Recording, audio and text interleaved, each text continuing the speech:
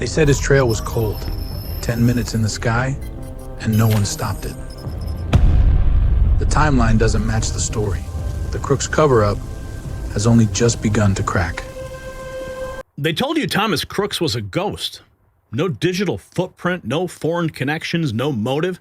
Just another lone gunman with no history. But Tucker Carlson's new documentary is challenging everything. What he claims to have discovered about the man who came within a quarter inch of changing history forever has Washington freaking out. Some are calling it proof of a cover-up. Others say it's speculation. But one thing is certain, people are asking questions they may not want answered. So keep on watching. Now, this isn't just about one failed assassination. This is about whether we can trust anything they tell us about threats to our republic. Think about what's at stake here.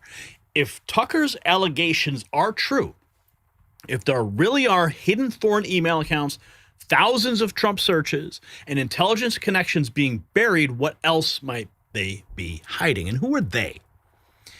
See, every American who believes in transparency, who thinks we deserve the truth about who tries to kill our leaders, should be demanding answers. But if legitimate questions about an assassination attempt can be dismissed without investigation, if we're told to just move on without getting real answers, then we're admitting that some questions are just too dangerous to ask, that some investigations are too sensitive to pursue. And as we wrap up 2025, it's a good time to slow down and reflect on the year. If there's one thing we've all learned, it's that uncertainty isn't temporary. It's the world we live in now. Waiting for things to go back to normal isn't a plan. It's a gamble. For over a decade, my friends at Noble Gold Investments have helped Americans protect themselves and the people they love by diversifying their wealth with gold and silver. Look, nobody knows what 2026 will bring. But one thing is for sure. In an uncertain world, real wealth isn't digital. It's physical, it's lasting, and it's yours. So before the year ends, take one smart step towards a safer future and visit nextnewsgold.com today for your free wealth protection kit and find out how you can get those 10 1-ounce silver coins, holiday coins with qualified accounts. 877-646-5347. They are waiting to hear from you. But here's where it gets really interesting. Eric Trump himself is now publicly saying he's pissed off that we have no answers, saying nothing about it looks right. Representative Tim Burchett is making explosive allegations about mind control programs, claiming that Crooks was programmed. And Tucker claims to have found foreign email accounts from Germany and Belgium, claims the new FBI director is reportedly dismissing. The Secret Service failures are documented fact. Crooks' drone did fly for 11 minutes. Their anti-drone system was down and the building he used lacked surveillance. Coincidence? That's what they want you to think. So let's jump into this. Everyone's talking about Scott Adams, Tim Pool, Mario Nawfal, MJ Truth Ultra. Here's Eric Trump. He's not satisfied, and he's pissed we don't have answers. Listen. Pissed off about it. Are you satisfied with the answers that we've got from the Butler assassination attempt? No. Thomas Crooks, 20 years old. Why do we know nothing? We know nothing. Yeah. Why? In fact, I'm not only am I unsatisfied, I'm wholly pissed off about it. And I remain unpissed off. I remain pissed off about it. We know nothing. We see a picture of a kid who looks like he's 14 years old. Yeah. And we've seen no other pictures of him. We don't know who he is. We know he has multiple cell phones. Trying to figure out what 20-year-old has multiple cell phones. The kid was cremated in like 5 days or 6 days. Like, give me a break. Like most family pets. No autopsy. Take longer to be cremated. I am very far away from being a conspiracy theorist, but nothing about it looks right. We know nothing about this guy. Yet they decided to go in and deprive every single January 6th grandmother who walked through the Capitol, right, and took a selfie. They know everything about them. They got into their phones. They violated their rights. They found everything that they could. They put real effort into it, and we don't know a damn thing. And I am wholly unsatisfied. Now, I've said this before. I'll say it again. What happened in Butler was the culmination of every single attempt to stop President Trump. It was the culmination. It was the last act. And of course, what happened at Trump Doral was really the second act of a two-part play, the assassination of Donald Trump. That failed spectacularly because God's hand was on Donald Trump that day and continues to be on his head. So we've talked about the Russia conspiracy. That's all unraveling now. But every single moment, every attack, every attempt to silence him, jail him, slow him down, stifle him, roadblock him, whatever you want to call it, has all spectacularly failed. And that is why Butler occurred. That is my belief. Because they had to stop him. And there are way too many anomalies about that day. Way too many. I mean, they left that rooftop wide open. Wide open. Now, Tim Pool brought this up on his show 5 hours ago. Thomas Matthew Crooks, they, them. So he's got pronouns now. They, them. What does that tell you? Sounds very similar to what we saw happen with Charlie Kirk, right? We had some furry weirdo hanging out on Discord and, whatever he was doing. But now we're finding a connection. They, them. Let's listen to what Tim has to say real quick. The FBI of covering up information on Thomas Matthew Crooks, the man who attempted to assassinate Donald Trump, putting a bullet across his ear. We're now learning that the individual went by they, them, completely flipped his ideology, and appears to have been a leftist trans furry. Wow. And I think it's not just wow about that. It's wow that we're learning about this now. I mean, we learned about the furry attack on Charlie Kirk. We had answers rather quickly in that respect. But how long has it been since Butler? It's been over a year? And now we're finding this out? Once again, a story of someone holding this strange fetish, much like we've seen in the Charlie Kirk investigation. Now, of course, there are many people who are claiming the Charlie Kirk investigation is not true, that the FBI is once again putting out false information. But here's the sort of contradiction, I guess.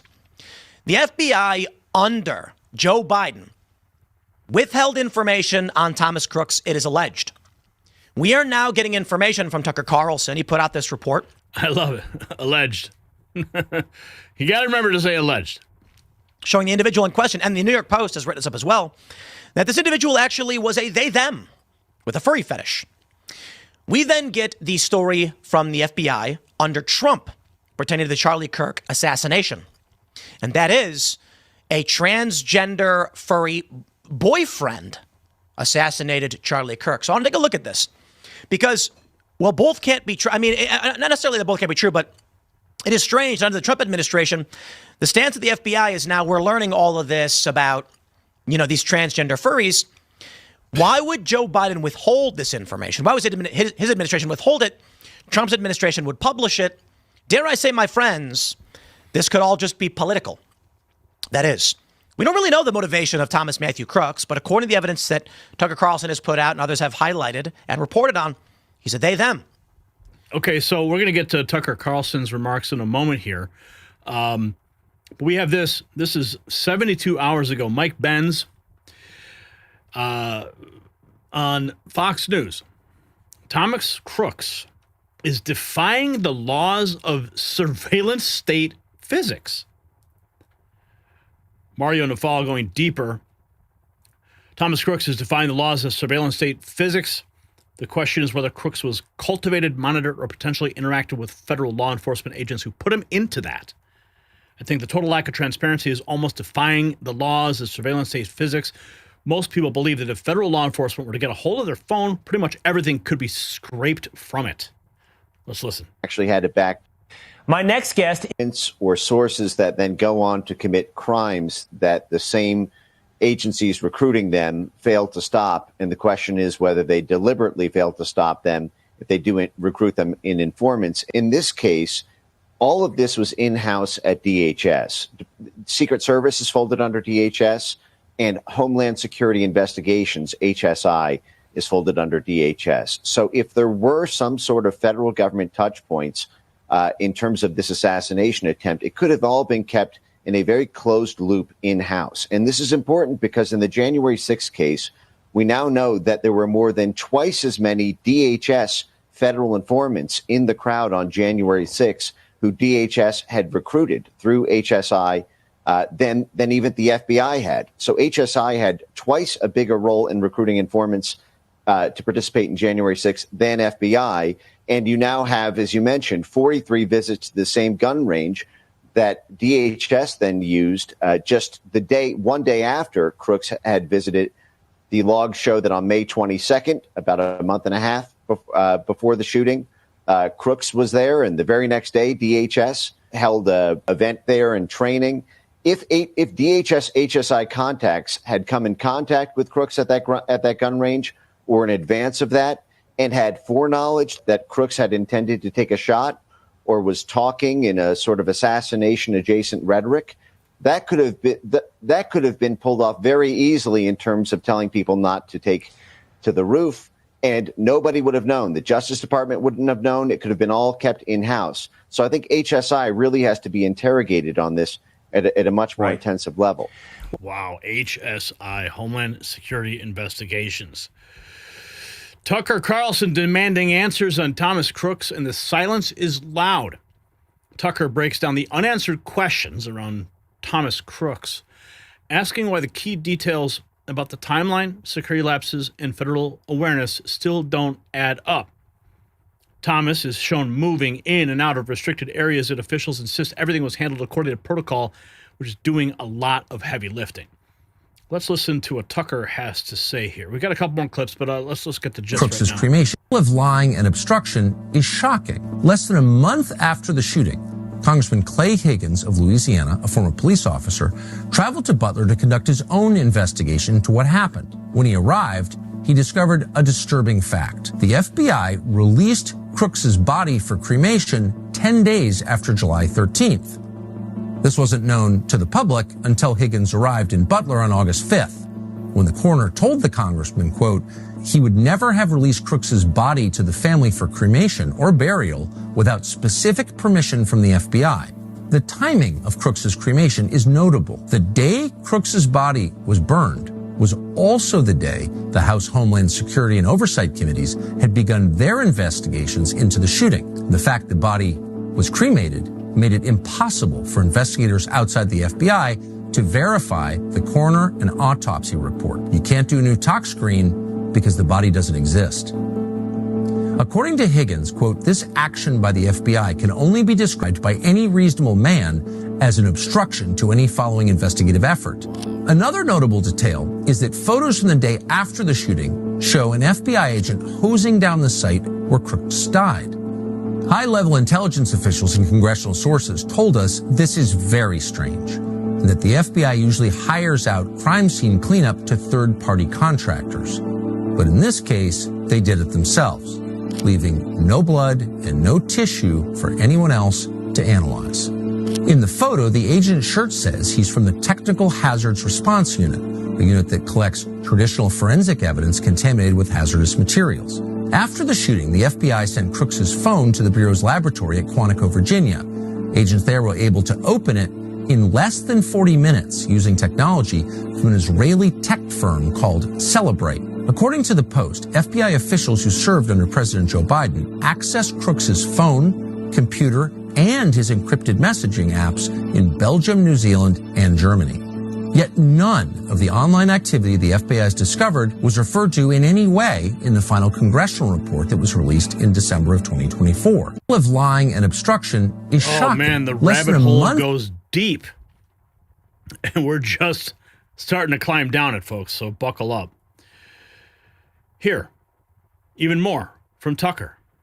Early 2019, no doubt that Crooks was ripe for recruitment by someone. From early 2019 to mid-2020, as his political views were evolving, Crooks searched for Trump more than 700 times online. He also searched for Jack Ruby, the man who assassinated Lee Harvey Oswald. He then submitted queries for craziest chemical reactions, cars running over protesters, best places for mass shooting El Paso, Trump Civil War, Orlando shooting reaction, firing an AR-15 as fast as possible, fertilizer bomb, how to make napalm, how to make Molotov cocktail, mass shooting Canada, Oklahoma bombing, and sniper in Dallas shooting. He also searched for American Nazi Party, German national anthem 1933-1945, Hitler's speeches with subtitles, neo-Nazis, and, quote, why gays need to go. No doubt that Crooks was ripe for recruitment. Why gays need to go. Interesting now that we're finding out he was using pronouns. Okay, let's. Tucker reveals that Thomas Crooks had 2 foreign email accounts, one from Germany, but first he discusses how he got his information. Start with the phone, listed in legal documents, led to his primary email account. Dozens of other social media led to 2 foreign email accounts. Phone number led. In late September, we received a tip from a source. He told us he'd gained access to some of Thomas Crooks's accounts. He'd found these accounts by utilizing tools commonly used by private investigators. The key lead was Thomas Crooks's phone number. That was published in documents obtained by America First Legal. That phone number led our source to Thomas Crooks's primary email account, tmcrooks7@gmail.com. That in turn, he linked with more than a dozen other accounts. That list includes 2 foreign encrypted email accounts, AmericanGamer@gmx.com, a German website, and bcook@mailfence.com, a Belgian website. Crooks had a Snapchat, Tom_Crooks19, a Venmo account, Thomas-Crooks12, a PayPal account under the alias Rod Swanson, a Zelle registered as Thomas Crooks, as well as accounts on Discord, a Google Play account called Colossal Microwave, a Quizlet titled Thomas_Crooks, a chess.com with the same name, and 2 disabled Quora accounts under the handles Thomas Crooks 8 and Thomas Crooks 3.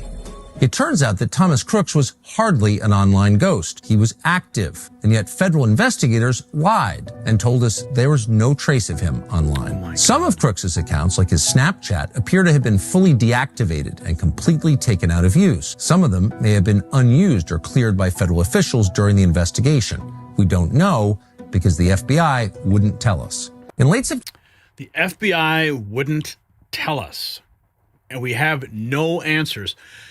72 hours ago, FBI Director Kash Patel dismisses Tucker Carlson's claims about Trump's would-be assassin. This is the New York Post. Let's dive a little bit deeper.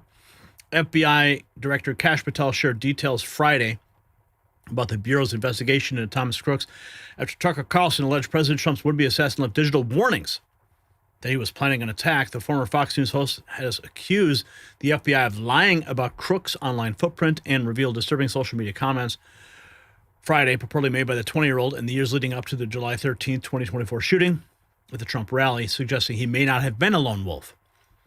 The investigation conducted by over 480 FBI employees revealed Crooks had limited online and in-person interactions, planned and conducted the attack alone, and did not leak or share his intent to engage in the attack with anyone. That's what Patel wrote on X, providing an overview of the case.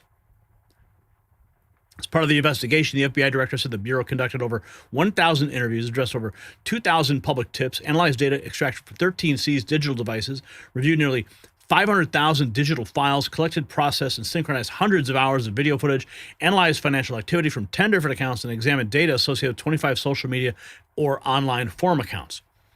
The FBI's new Rapid Response X account had previously dismissed Carlson's characterization of the Bureau's findings. The FBI has never said Thomas Crooks had no online footprint ever, said a post from the account on Thursday. So the FBI pushing back, Rapid Response 47 pushing back. Everything is getting even weirder. Of course, who could forget the BlackRock commercial with Thomas Crooks? That surfaced just, maybe hours after the assassination. Tucker Carlson network releasing never-before-seen footage of Thomas Crooks' assassin. The FBI tried to hide from the public, they say. Crooks came within a quarter inch of destroying the country, and yet here a year and a half later, we still know nothing about him.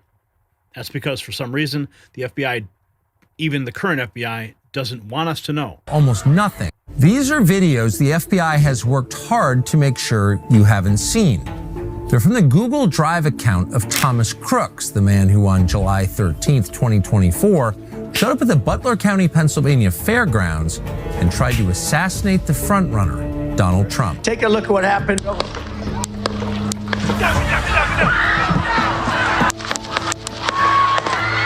That day, Thomas Crooks came within a quarter inch of destroying this country.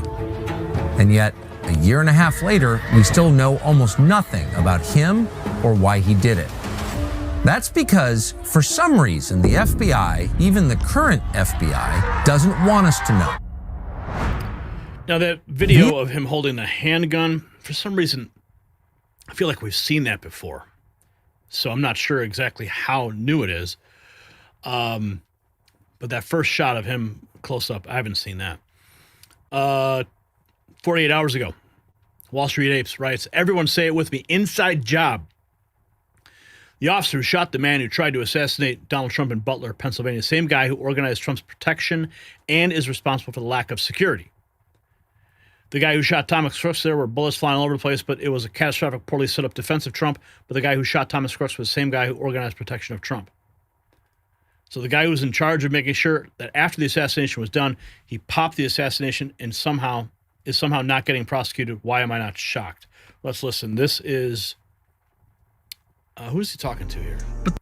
That's obviously the question. I mean, you can look at all of these different stories, particularly the acts of violence, which are, because they are acts of violence, are, examined much more closely than any other kind of act. And it doesn't make any sense. I mean, the shooting of Trump a year ago in Butler, Pennsylvania. I wrote about that too. Everything. Do you know what I just read the other day? The guy who shot Thomas Crooks, right? There were bullets flying all over that place. But it was a catastrophically poorly set up defense of Trump. But the guy who shot Thomas Crooks was the same guy who organized the protection of Trump. And they say, he didn't get convicted of anything and other guys didn't. I go, well, so the guy who was in charge of making sure that after the assassination was done, he popped the assassin, is somehow not getting prosecuted. Why am I not shocked? So you're saying he was the Jack Ruby figure here? He was the Jack Ruby figure, yes. So what was odd about that story? Well, first of all the news agencies were there. This was a totally irrelevant rally in an irrelevant place, Butler, Pennsylvania. And there's a stranger story there. And again, I just pick up these shards and sometimes they fit together into a story and sometimes it's just put it in your head, keep it there until you get more detail. There's a guy sitting behind Trump named Joseph Fusca. Fusca is his last name. I know him. I've seen him before many times. He was, by the QAnon guys, which are a bunch of whack jobs, said to be, you're not going to believe it, said to be John F. Kennedy Jr., waiting to come back and save the world. And I'm going, oh, you guys have lost your minds finally. You've really gone. It doesn't matter that that's a total crock. Fusca is this guy, and they say now his name is Fusca and whatever, blah, blah, blah, blah, blah. But he's one who supposedly is JFK Jr. in disguise. Fusca was there sitting right behind Trump. I go, of all the rallies, there he is. Who is he? I don't know. Okay, just chill out, dude, all right? I've met that guy. He's clearly not JFK Jr. at all. He's just a Trump supporter who goes to like every single event. Yes, I remember he was the guy sitting behind and he didn't move. He didn't seem shocked. And yes, I have a feeling I know where they're about to go with this and I don't even need to go there. But Vincent is not a party to this in any capacity. Oh my goodness. Wow. Okay, so that he lost me on that one. I mean, going down that rabbit hole. And of course, there's always this point that people bring up. CNN was the only one that live streamed. That was the only one rally that they live streamed. Crooks's father found the media really are a player in all this. They're not just like dupes. They're not just, the PR office. I mean, maybe they got a tip. I mean, they got a tip about Roger Stone. Remember? They were ready. Cameras rolling for that moment. For the regime, they are like they are players. They're active participants.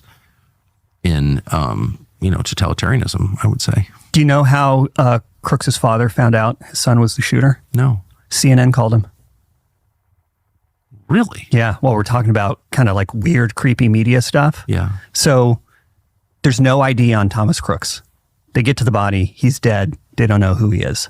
The only thing they have is a serial number on his rifle. So they call up ATF and they do what's called an urgent trace to figure out where was this gun bought. And I think it takes them, Dettelbach, the ATF director, says it took him 30 minutes. I think it took like 2 hours. But they know by around like 8:30, definitely by 9-ish, that the dad bought the gun and where he bought it from. And it was from a retailer that had since been closed. They put together a report, like a pretty narrow distribution of people. I think it went to Pennsylvania State Police, so local police could go stake the place out. Went to FBI, ATF had it, but it's a very, very small distribution. And we know because we got the testimony from the guy who sent it out. ATF and a couple cops are sent to go do a stakeout on Crooks' father's house. So they get there, we'll call it like 10 or 10:30.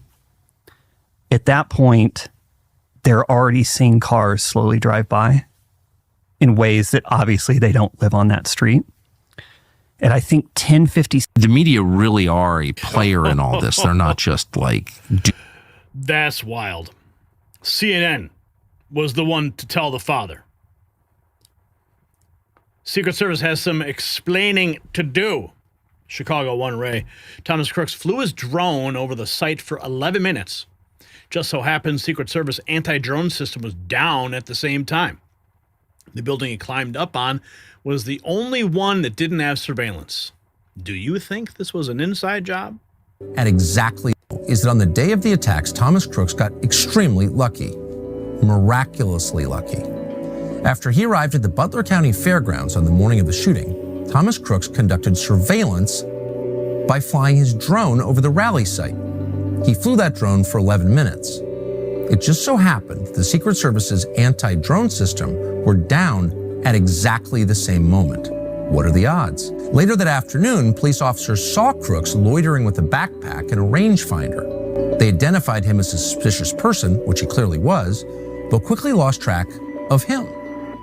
And so Crooks climbed to the top of the American Glass Research. Reminds me of that famous moment when JFK was assassinated. You know where I'm going with this, right? When the Secret Service jumped off the back of JFK's limo. Feels the same.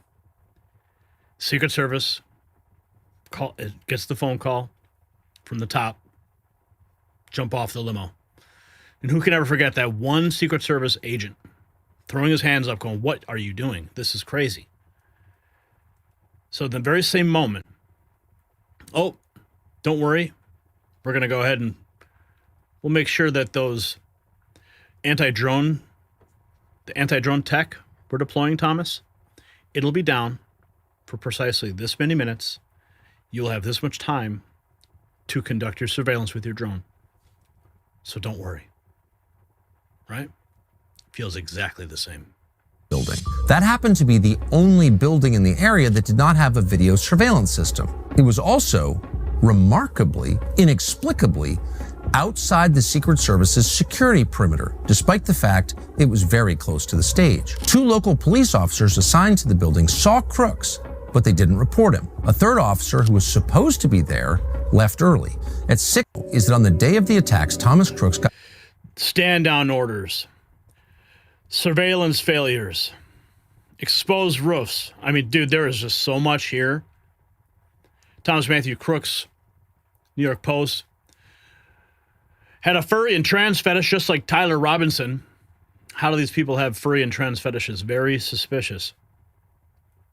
He described himself with the pronouns they, them on the platform DeviantArt, which is one of the biggest online hubs for furry art and furry community.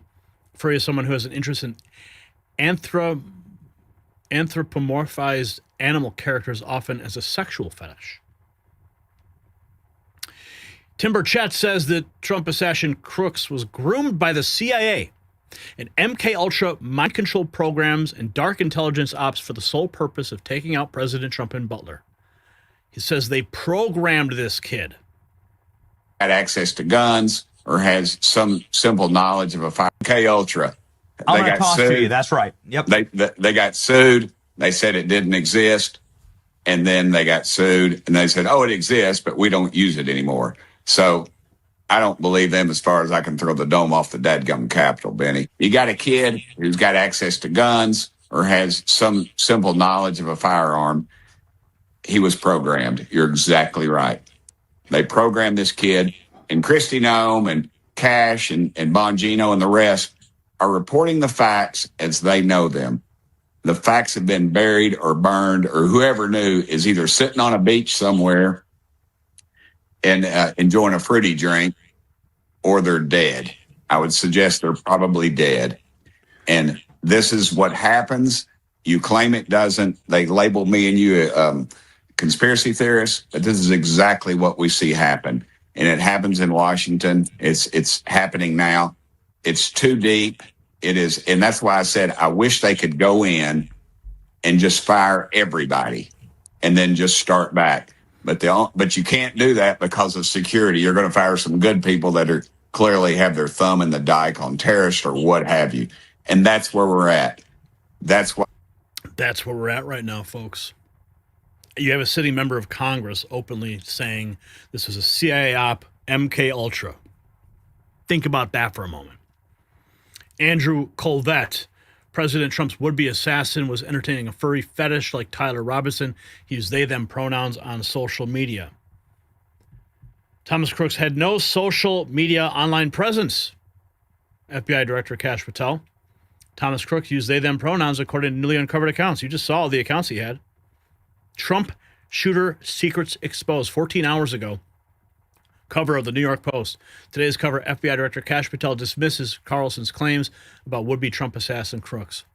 Trump shooter secrets exposed. Why didn't the FBI stop him earlier? Here is the video that was released by Tucker. This is the full video. On July 13th, 2024, showed up at the Butler County, Pennsylvania fairgrounds and tried to assassinate the frontrunner, Donald Trump. And look what happened to our country. Probably 20 million people. And you know. So here's what Tucker's documentary claims. Crooks searched for Trump over 700 times between 2019 and 2020. He allegedly searched for Jack Ruby, JFK's assassin's killer. The New York Post is now reporting claims about they-them pronouns and furry community connections, though FBI Director Kash Patel is dismissing these revelations. But why? Why dismiss instead of investigate? Why silence instead of transparency? The pushback itself raises more questions than answers. So this is bigger than just one shooting. This is about whether we live in a country where serious questions get serious investigations, or where asking the wrong questions gets you labeled a conspiracy theorist. You see, they want you to forget Thomas Crooks. They want you to stop demanding answers. But every day, more claims surface, more people speak out, more officials demand transparency. And the fact that Eric Trump and sitting congressmen are publicly expressing frustration tells you something is not right. Now, whether Tucker's claims prove true or not, one thing is clear. Americans deserve real answers about what happened in Butler, not dismissals, not deflections. So here's my question for you. We'll have a conversation in the comment section. Do you think we're getting the full truth about Thomas Crooks? Yes or no? Drop your answer in the comments, and if you want to support real journalism that isn't afraid to ask the tough questions, check out our merch shop. It's linked below.